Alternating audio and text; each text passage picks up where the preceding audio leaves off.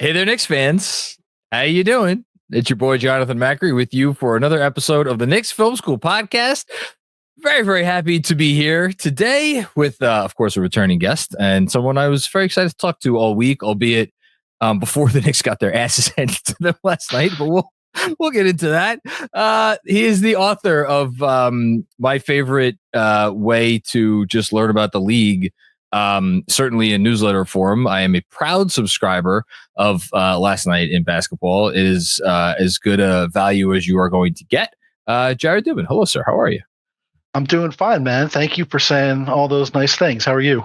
I'm doing good. I will admit, though, that I have not read what you put out today because I am one of those people, and I don't know if you fall into this category, but when there is a particularly bad loss for my team, and I obviously am still, unabashed Knicks fan, always will be, I have trouble engaging with the sport at all for like a little while. I need to wait until like the next night. I don't want to hear about anything in the meantime. That's how I am today. Yeah, I'm not as bad with that anymore as I used to be, just because I do cover the whole league, so I can't even watch every single Knick game. Like when I was, in college and law school, and like living and dying every single night, like one loss would affect my whole week. Nowadays, I can take it more in stride because I watch so many games for so many teams. When it's like Miami football losing to Syracuse, blowing a 21-0 lead, I didn't want to hear anything about college football for the last 2 weeks. I'm sure you did. I'm a lot better. I think this was the second or third game this season. They've lost 10 games. So second or third game this season where I woke up and it was still with me when I woke up, because this was, well, let's get into it. You just said you watch, the whole league and you can't watch every Knick game. I have a feeling you watch this Knick game. Yeah. So I think it was a particularly annoying loss from a Knick fan perspective. Yeah. So let's talk about it, because you've written a lot about the Knicks this year. With a lot of, and you've written a lot of good things about the Knicks, because as I've been touting it repeatedly, that you have this thing where you've graded their offense not just against like the net rating in a vacuum or the offensive rating in a vacuum, but against league average and what kind of company that puts them in league wide. And you've been like, this offense is really special, but obviously that's one, not going to turn up every game, and two, it doesn't mean they're going to win. As often as maybe we would like. So I'm just going to start, what are your takeaways from the Hawks game? Let's start there. I think the first thing is the complete collapse of the offense in the second half of the game. That's, I think, where you have to start. Atlanta switching the pick and rolls, I think, really threw a wrench into the gears of the offense. Mm-hmm. I looked it up earlier. They had 6 points on 15 switches, which is just absolutely dreadful. Ooh. And I think when teams switch a lot, they get baited into mismatch hunting, which is not when their offense is at its best. And I think that was a big thing in the second half. I know that there's going to be a lot of the refs let everybody tackle them, and they missed open threes. And I think it was a loosely reffed game. From my perspective, I would rather have fewer fouls called than more fouls called. I do think there was a stretch in the early to middle fourth quarter where I think there were 4 possessions in a row where 2 Knicks possessions, 2 Hawks possessions where they let blatantly obvious fouls go. And I was like, all right, what are we doing here? That was one of the most wild, 90 seconds or so of basketball that I feel like I've ever seen. And that was actually right before, I think, Atlanta's big run started. Or no, sorry, that was in the third quarter. It was at the end of the big run, now that I think about it. But the Knicks were trying to get back in it, and it was just madness for whatever it was, a minute. Yeah, it was absolute madness. And to me, despite any issues you have with refereeing, I'm never gonna at the end of a game look up and be like, the refs are the reason team X or team Y lost. If your offense gets ground to dust like it did in the second half, you got bigger problems than the refs. And I think that they had pretty big problems on that end of the court. And then I think, starting in the middle of the third quarter, there was one play where, for most of the game, what they were doing on Trae Young was Mikal Bridges was going over screens and playing on Trae's back and Karl Towns was dropping and playing in front of him. And they were saying, basically, you're going to have to make the right shoot pass decision every time. And if you make a floater, fine, great. Like, we'll take it. Yep. And at about the 6.5 minute mark of the third quarter, Trey did what I call like a snake back three, where like you come around the screen going like, I'm gonna like try to show you come around the screen going this way, and then you snake back across so that the defender can't follow you, and then you step back behind the screen so he's like turning around, and he hit that right behind Clint Capella's back, and that is what started the Hawks' big run. And I think it came because he essentially cracked what the Knicks were doing to him on defense. And he said that after the game too. He was like, I figured out what they were doing to me defensively. And after that, we just started getting going. And one thing I said towards the end of the game was it reminded me a lot of the playoff series a few years ago, where if you remember, they played 3 games during that regular season. The Knicks won the first 2 pretty big. And then in the third game, Trey had something like 13 or 14 assists in the middle of the third quarter. And the Hawks were up big, but he got hurt. So he fell on his back or something, if I recall something correctly? Like that. Yeah. And so the Knicks came back and won, and they won that series 3-0. So going into that first round series, people were like, the Knicks won 3-0, and that was all the talk about it. And I was like, they did. But if you watch that third game, things were a lot different. And then we saw Trey do essentially the same thing to them throughout the entire series that he was doing in that third game, and they just didn't adjust. And I think that happened in the second half last night. Like, once he figured out what they were doing with him defensively, they didn't really have a plan B. And I thought that was kind of an issue too. Well, let's pick up on the defensive conversation before we move back to the offense, which I think is probably a more interesting one. Cause like we were watching the game last night, me and DJ and Benji on like playback. And the only thing that like they could come up with was like, well, maybe try Deuce McBride on Trey instead and hope that he could stay attached a little bit more. And I feel like that's been something that has come up throughout the year as a possible fix to this issue. But like, to me, that feels more like a Band-Aid, and it's not correcting the actual issue, which is like Mikal Bridges has just not been able to stay as attached, and I don't really know. Are you seeing anything like more complicated than that? I think that throughout the year, the issue has been more with Bridges than the scheme. I think last night in particular was more about the scheme than Bridges. Okay. Like, they were having him play on Trey Young's back. Like, you could see it from the very start of the game. It was, we're going to go over every screen and drop, and Mikal is going to play on his back and try to rear view contest and force him to make the right decisions. And in the first half, it worked. Like, he had no assists until I think like late in the second quarter. He wasn't shooting all that well. Yep. Like the plan at first was working. And then they just kept doing it even once he started picking it apart. I do think though that his inability to make things work at the point of attack has been a pretty significant issue throughout the season. It seems like they're just having him do that, where he's not really fighting through screens throughout the year. And I think I can't remember who it was that pointed out that he started doing that a little bit more in Brooklyn last year, and that it's maybe just a carryover issue, and he thinks it's the way to do things. And somebody pointed out to me last night, like, a couple of years ago, Mikal might make that scheme work the entire game just because he was that good defensively. And that has not been the case this year. I do agree with you that Deuce would be a little bit more of a Band-Aid. I think changing or upping the aggression of the screener defender is probably a little bit more of a fix as opposed to a Band-Aid, especially with Towns, who tends to be better when he's more aggressive than when you just have him hang back. Yeah, and I feel like it's been so interesting because they started the year out pretty much exclusively in drop, and then around maybe the 10-game mark, it's all blends together, like 8, 10, 12 games, like right around there, like halfway up in the season up until this point, like we started seeing him be more aggressive, and now I feel like it has been a little bit more of a reversion back. I don't know if that's more like matchup specific. I feel like we've had some really nice moments with Towns being a more aggressive defender at the level. And then there are some moments where he's up there and he's not taking anything away.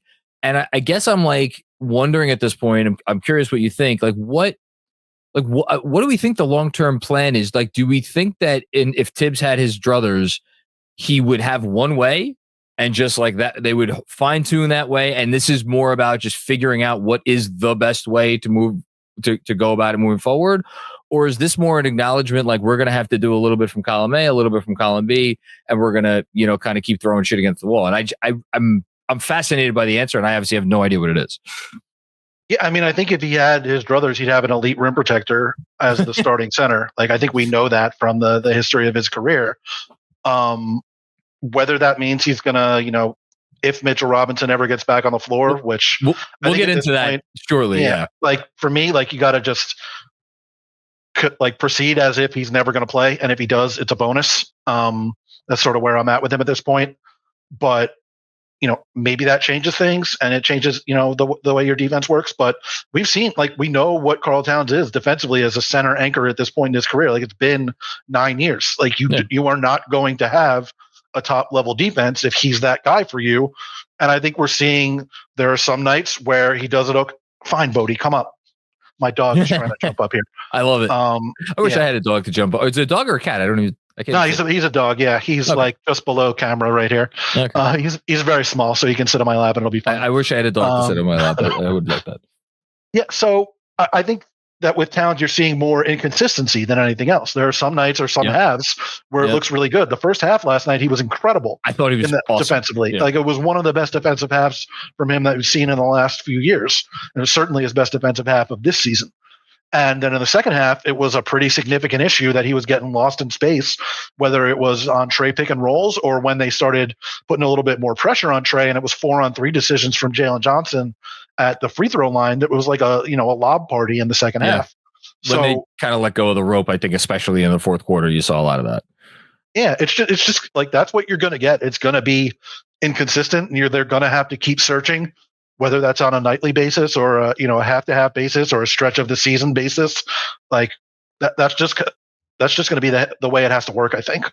It's funny, we were talking about it last night about the matchup with the Hawks specifically, and again, Benji and DJ were kind of talking about how I think a lot of it does come down to this is just not a great matchup for the Knicks at this point because of the Dyson Daniels factor and what they're able to do, what he's able to do against Jalen Brunson. And we'll talk about the offense in a second. But also just the immense amount of size that the Hawks have. And obviously that reared its head in terms of 22 offensive rebounds, which is tied for the most that a Tibbs team has, or a Tibbs Knicks team has ever given up. I didn't go back and check Minnesota or Chicago days. But this is really a third way because, how many lead ball handlers have the combination of shooting, like touch in terms of like from floater range and like the ability to make any pass to anyone at any time as Trae Young? Like it's not a long list. It's a very short list. So when you combine that with the other stuff, like all of a sudden you look at this Hawks team, you're like, man, this is just not a great matchup for the Knicks. Now that's not going to make me sleep easier at night because if you're a contending team, there's always going to be a pivot that you could have against pretty much anyone. And that gets us back to kind of some of the stuff that we were talking about. Let me ask just generally, and then we'll move on from like talking about the Knicks defense. Are you of the camp that like you've seen enough or like almost enough to like render your verdict on like this is just not going to work as currently constituted and they need to either switch the starting lineup or make a trade or whatever? Or do you want to give it some more time? That's a good question. I think generally, like, I'm never going to be even like halfway through the season. It's like there are still ways you can make improvements and guys can play better. Like, I think number one thing, like Mikal Bridges has to play better defensively. And the best adjustment in basketball, the play better adjustment. It's just like if your point of attack defense, it's like it's been your defense, and especially with the lack of rim protection that they have, things are not going to go well for you. And part of the bet that they made was that Bridges and OG and Hart and Deuce when he's out there are going to be able to overwhelm teams on the perimeter and not yield as many shots at the rim and make up for the rim protection that way. And I don't think that bet has worked out as well for them so far as they wanted it to. If you get that, all of a sudden things start to look differently. I do think even before the season, I was on the like, you are not going to have like a top 5, top 10 defense with Karl Towns as your center. It's been 9 years. We know what the deal is there. The bet that they made was we're going to be so good offensively that we can overcome that. And if we can get to average or slightly above average on defense, the offense is going to be so good that we are a real contender in that sense. And for the significant majority of this season, they have been that good on offense. Until last night, they were the number 1 offense in the league. They were like a top 5 or 6 offense of all time. So from that sense, the Towns bet had worked so far. But if a team shuts you down for a half, like the Hawks did, it looks a lot different. So I'm not necessarily on like this is never going to work. I'm on like the plan that they had and the bets that they made for the most part are working. Like they're still on pace for 50 wins. It doesn't look as clean as people wanted it to. And some of that is changing your entire team in the offseason and then right before the season started. But that's also, I think, what happens when your team more based on offense than defense. Yeah. And I guess the other, like and this will get into how the Hawks flustered them. I don't know how you feel about so you can have a choice between you have a big wing as your lead initiator. Let's call him Jason Tatum, who does not possess like the skill set of a point guard. And like that manifests itself sometimes when you see like the Celtics have had maybe some issues in late game situations because the ball's in Tatum's hands and he's not a point guard, but he's also kind of matchup proof. It's like, you're not going to put putting like your OG Anunoby's aside, like you can't fluster him. He's 6'8" or 6'9", wherever he is, and he could do all the things versus a Jalen Brunson, who is whatever size Jalen Brunson is. And he, as he's shown remarkably this season, has a lot of point guard skills. And I think more maybe than some people have thought, given the beginning of his career, but he is his size and like, he can't his size is his size. It's not going to change. So like, I'm almost like, what do you think is like better if you had to pick between one of those two things? And I understand it's an unfair question in a vacuum because there's all kinds of other competing factors, but I'm curious your thoughts on this. Yeah. I mean, all else equal, almost anybody in basketball will tell you they'd rather have the bigger player. Like that's like, if you can have size and skill, that's the best of both worlds. And I do think, you mentioned Brunson, and I think that that's instructive because I wrote something earlier this season about how teams are increasingly using bigger and bigger defenders on point guards. And the thing that spurred that was last year during the playoffs when, the Pacers were coming up and it was like, they're going to use Aaron Nesmith and Andrew Nembhard and like maybe they'll switch Pascal Siakam onto him.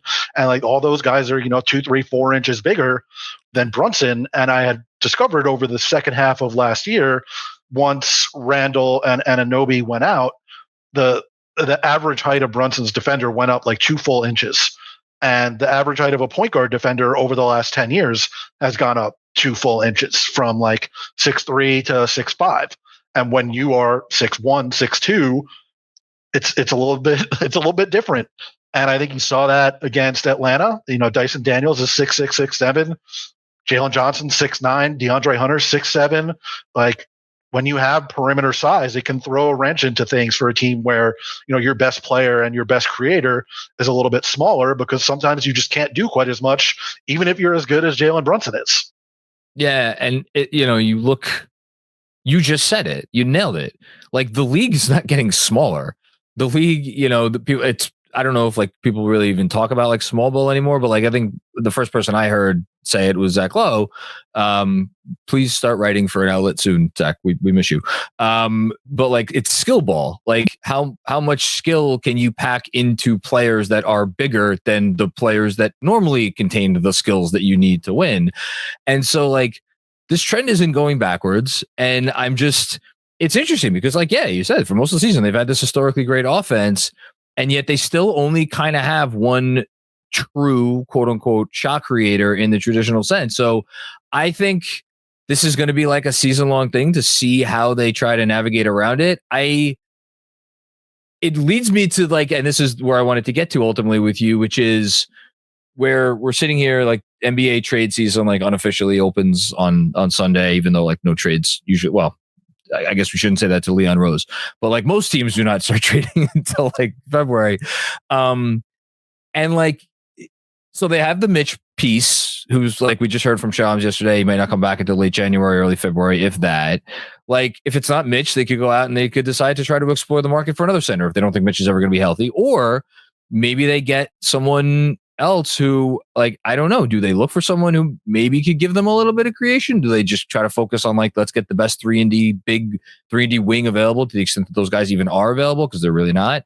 Like, what would you be looking at if you were the front office right now, as far as like your targets, for instance?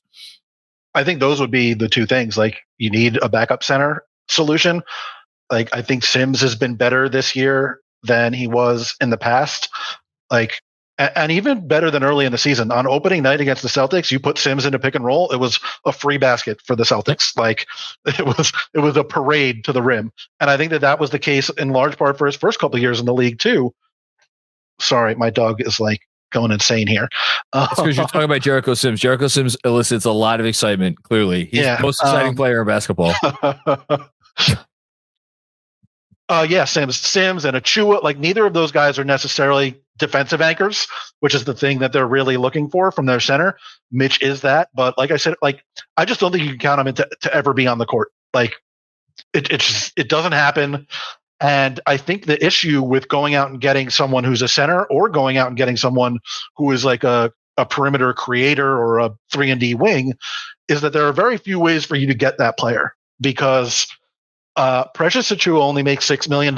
He waived his implied no trade clause that you get by re-signing a 1-year deal with the same team. But because of the new salary cap rules, you can't trade Precious Achiuwa for anyone that makes more than $6 million. And it is hard to get impact players that make less than $6 million, because if those guys exist, their teams generally are not going to trade them. You can see my dog here. Like, what's going on here? So, the best way to get it is to trade Mitch, but who's taking that contract? Like, I don't remember whether you were on Fred's podcast or Fred was on your podcast, and you guys were talking about it over the summer after they traded for Towns. And it was like, I expect Mitch to be traded by the deadline. And I was like, I really don't. Like, who's taking him? Well, if it's a team that essentially is just like, it's not, well, one, maybe a team that's not trying to win like the championship this year or next year. But then you got to probably pay him to take him, right? And that's not good. That's not a good use of resources.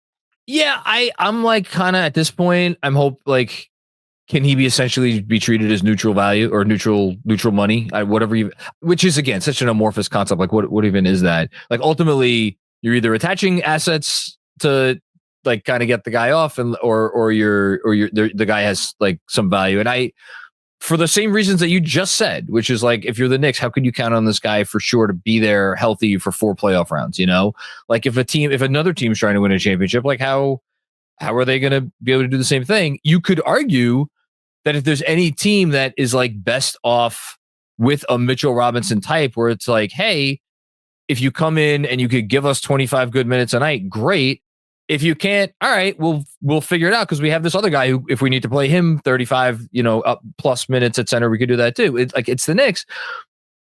All this is to say, I don't know that there is like one trade or a trade idea out there that like I'm completely in love with. Like, you mentioned packaging Mitch and Precious. I have a newsletter coming out on Friday. Like, there are 3 centers that you could get in that salary range if you add in a minimum, which they could throw in Matt Ryan. Like, you could get Capella, you could get Miles Turner, and you could get Jakob Poeltl. Now, I don't know if any of those guys are going to be available. I don't know if those teams are going to want to trade with the Knicks. I don't know what the Knicks have to attach. But like, I guess last thing on the Knicks, and then before I get you out of here, I want to ask you a little bit about the league at large, because you do write about the entire league. Like, would you, if you were the Knicks at this point, be looking to make some kind of an investment at the 5, or would you just continue to be basically all in on Karl-Anthony Towns as our center for the majority of the time he's on the court, and we're going to, go down with that ship? I think at least for this season, I would be in on like Towns as our center. We're going to have an elite offense. And if we need to pivot, I think it's just so much easier to do something like that in the off season than it is during the regular season. Sure. You can't do things like you did for either Bridges or Towns during the regular season. You can't go out and sign and trade guys. You can't go out and accumulate all these different contracts. You can't have teams take in, 3 extra players in a trade because there aren't 3 extra roster spots during the regular season. It's just so much easier to get something done during the offseason. You lose Achua as a tradable piece in that scenario, unless you're getting him in a sign and trade. But Robinson also will only have, I believe, 1 year left on his deal as opposed to 1.5 once and he makes less next. I think his deal is declining. I sincerely doubt they would be willing to do this, but they've already shown a willingness to trade one of the Villanova guys. Like Josh Hart has a sizable contract. I don't want to trade him. I don't think they would ever want to trade him, but at least you open up more possibilities of guys that can be traded once you get to the offseason. And again, I would emphasize, don't trade Josh Hart. I want him on the team forever. I want all of his quotes going around forever. Just an absolute delight of a human and basketball player. So don't do that, please. But I do think it's easier. And I do think that the way the current team is constructed, it's really difficult for them to even make a deal during the season. And especially given what the salary options for them are, I think it's even more difficult for them to make a deal during the season. So I would say, to me, more like maybe you get a creator, but that's hard to get to. What creator are you getting for $6 million or $16 million or whatever? What creator can you get that you're going to trust can play minutes against a Boston and not be completely played off the court? Jordan Clarkson, I think, makes around 14 or something this year because he did that weird balloon renegotiation and extension thing. But is that where you want to be? Is that really where you want to be going at this point? I don't. Yeah, I think we've talked about that in the past too. Jordan Clarkson is the exact kind of guy you trade for, and Tibbs is this guy doesn't defend. I'm not putting him on the court. Jordan Clarkson gets 4 minutes in a playoff game. That's great trade.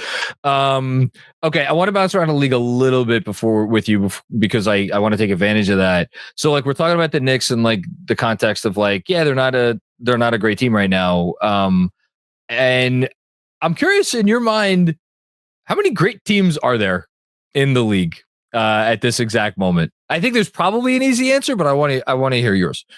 Yeah, I think that there are 2 teams that are just so much better than everyone else that it's hard to call anybody else great. Oklahoma City and Boston are just on a complete other level than everybody else in the league right now. I think, you look at the point differentials and whatnot, Oklahoma City is just in another world, even well beyond the Cavs.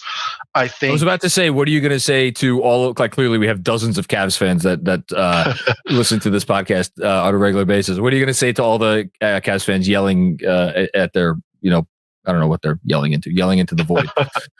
Yeah. The Cavs are a really, really good team. I think that Kenny Atkinson was an incredible hire for them, and he's done exactly what Kenny Atkinson believers have thought he would do: modernized the offense, gotten the best out of all of those guys. I do still think in playoff settings that there's an issue of nobody is going to guard that 5th guy on the court, no matter what, no matter who it is. And there are teams where it's just going to be difficult for you to play Mobley and Allen together.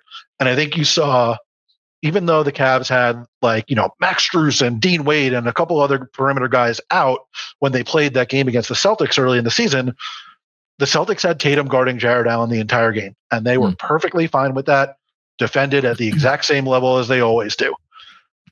Allen wasn't obviously Tatum's primary defender, but when they got a switch, it was like a 5-alarm fire when Allen got switched onto Tatum on the perimeter or Jaylen Brown on the perimeter. That's what the Celtics do to teams. They can guard you in any way imaginable, and you cannot do that to them. They're just they can do everything. Tatum and Brown are all defense caliber defenders when they're at their best. Those are the 3rd and 4th best perimeter defenders on their team. Yeah. And Porzingis is a top 5 rim protector in the league. Horford still is a really, really good defender, both in space and at the rim, just because he's so smart.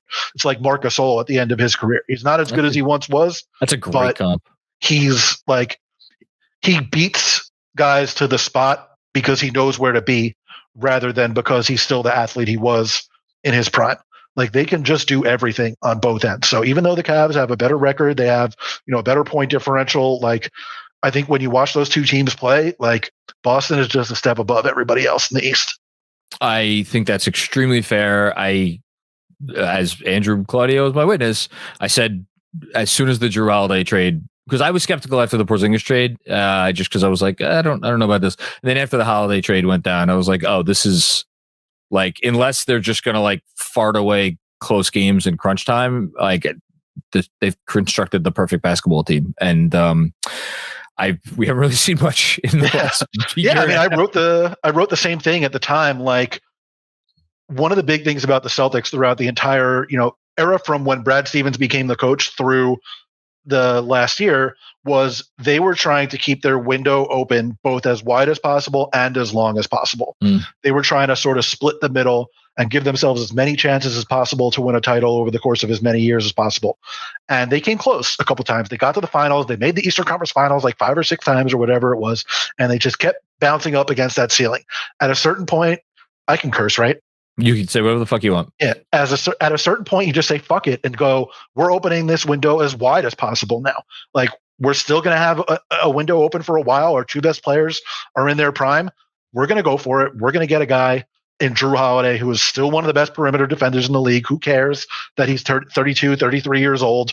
Who cares that Kristaps Porzingis gets hurt a bunch? When he's on the court, we're going to be absolutely unstoppable with these guys. That's what they did. It worked out as well as possible in the first season for those guys. Like, it's just, it's such hell to deal with. And I think the Thunder did something similar this year. Like, they went and got Alex Caruso, even though Josh Giddey is a lot younger. They paid Isaiah Hartenstein probably more than people thought he was worth on a per year basis. Well, but certainly the way he's played, that is not true. I think he's been even better on the court this year than he was with the Knicks, which is pretty incredible. And I mean, the level it's taken that defense to, those 2 guys and Chet Holmgren have not played in the same game yet. They have the best defense in the league. And I think still this morning, the second best defense of all time, adjusted for era. Like, I was about to give you a different stat. They currently have a net rating that is better than the first edition of the KD and Steph Warriors, and they're arguably their second best player has played 10 games. Like, what are we doing here? Okay, so that leads me. You teed me up. My last question: give me one other team in the West that you at least are going to like be paying attention to for the rest of this year? Like, if maybe this, that, and this other thing and these other 5 things break a certain way, like, I wonder if they could give Oklahoma City a shot. I mean, I think Dallas, if everybody stays healthy, and if PJ Washington and Najee Marshall and whoever else the Thunder decide they're going to leave open, hit the threes at the same level that they did last year. That's sort of the swing thing for them. I think that their perimeter size gives Oklahoma City some issues at times, in the same way that Atlanta's did to the Knicks last night. I do think having Hartenstein there now alleviates the rebounding issue for them in a big way, though. That was their biggest weakness last year. They were by far the worst rebounding team in the league. And since he's been back, he's like almost single-handedly solved that for them. It's pretty ridiculous. He's really good. Yeah, really, really good. I think like the ceiling version of Dallas is one that I think you got to consistently pay attention to. But just in terms of teams that I'm watching, like I absolutely adore watching the Rockets so much. Like Tari Eason and Amen Thompson, like I could watch them all day long. I was talking about it last night during that game against the Warriors. First of all, like the Warriors had like a 60 offensive rating in the first 20 minutes of the game. It was like that was some of the best 20 minutes of defense that I've seen in a very long time. It must be so annoying to play against that team. If you're a wing or a guard, like if you're a wing, Dylan Brooks is going to guard you for the first 6-8 minutes of the game. He goes to the bench. You're like, oh my God, thank God I don't have to live with that guy anymore. Okay, you're going to get Amen Thompson or you're going to get Tari Eason, and your life is going to be absolute hell. If you're a point guard, Fred VanVleet's going to guard you for the opening of the game. When he goes to the bench, now like Aaron Holiday is not an amazing defender, but he picks up guys deeper in the backcourt more than almost any guy in the league. He is going to guard you 92 feet from the rim for pretty much the entire time he's on the court. Like I don't know how guards and wings aren't like dead the day after they play the Rockets. It must be so horrible. I mean, and you just named a lot of names, and you didn't even name all of the interesting names on Houston, which is why I think that you could argue that they present the most fascinating immediate to intermediate term team building question in the league. And it'll be very interesting to see how they navigate the next 18 to 24 months, because I think you can make arguments for all kinds of different things, like in terms of which path that they choose. And, but yeah, but not that they should be in a rush to do anything. Anyway, that's a whole conversation for a different podcast. Jared, this was fun. I could keep you for another 40 minutes easily, but I got to get out of here. So why don't you let folks know at home where they could find you and any of your content? Yeah, it's lastnightinbasketball.com, 3 times a week from there from me. And that's pretty much it. Like, you don't want to see my tweets about TV shows and complaining about Miami football. Like, speak for yourself. I'm JA Dubin 5 there, and on the Sky app as well, JA Dubin 5. But lastnightinbasketball.com for the most part. And thanks for having me, man. I appreciate it. I know that as well.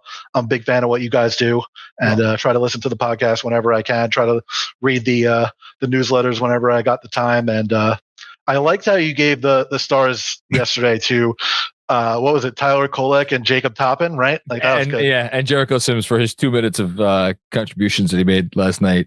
Yeah. Although I did rewatch those defensive possessions this morning, and I think I might have to take Sims's stars away. Listen, I like, to cover the entire league is hard any way you cut it, but to toe the line of making it easily consumable, and I don't mean like dumb it down. That's not what I mean. I'm just like, oh, I hope not. No, that's the opposite of what that's actually literally the opposite of what I mean, because it's like, it's like your newsletter is such an easy read. And then I read it and I feel like, even if you're only writing about 2 or 3 or 4 teams or 5 teams, whatever it is, I feel like, okay. And if you read it 3 times a week, you're going to be fully kept abreast of all the important shit that's going on in the league. And again, it's a skill, man. And it's just delightful to have you writing about the NBA. And yeah, it's something I look forward to every day. Or I appreciate that, man. Appreciate that a lot. I think I think the same thing is true about covering one team. Like, I don't know if I could do it every day, just like one team talking about the same things all the time. Some days are harder than others. Yeah. Like, obviously I got a lot of friends that are beat writers. Fred has been a beat writer for a long ass time. Like, he loves digging in on one team for the entire season and for multiple years in a row. Obviously not doing that anymore, but for a long time he did that. And I was like, man, I don't know how you do it. Like, even beyond the travel, it's like, well, am I really going to write about Julius Randle shot selection again? Like, and like, it's hard, man. And like, the way you guys do it, covering like so many different, like, you got more people working here than like I can name off the top of my head. Like, it's ridiculous. Yeah. Well, Andrew keeps them all busy. Okay. Jared Dubin, go everybody out there, subscribe to Last Night in Basketball on Substack. I promise you won't regret it. It really is a delight. And if you care at all about the NBA, you just like to read good writing, you won't regret it. And on that note, thanks everybody for checking out another episode of the Knicks Film School Podcast. We will be back with more fun and games before you know it. Peace out.